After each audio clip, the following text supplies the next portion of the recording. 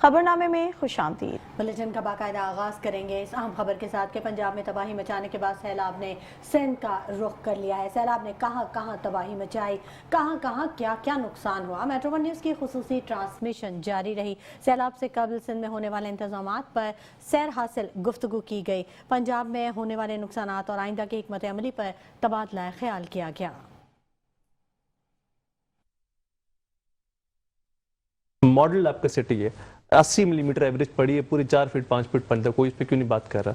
4 दिन पहले लाहौर जो अपेरेंटली मॉडल सिटी है पूरे पाकिस्तान का, जिसको कराची से कंपेयर किया तो साइज में जौहर जितना भी नहीं है, 1/3 कराची का, उसमें एवरेज 100 मिलीमीटर जो है बारिश पड़ी, पूरा लाहौर 5-5 फीट डूब गया। इसके लिए प्राइम टाइम किसी को नहीं है। सारा लेंस आप क्या आया था कराची में। मैं नहीं कह रहा कि इशूज़ नहीं है, इशूज़ हैं, लैप्सेस हैं। शारा फैसल पे टुकड़ा था हमारा, वो डूबा, 2-3 और टुकड़े थे, वहाँ पे एडमिट भी किया कि जी हमारी जो ड्रेनेज की कैपेसिटी है वो इतनी नहीं है।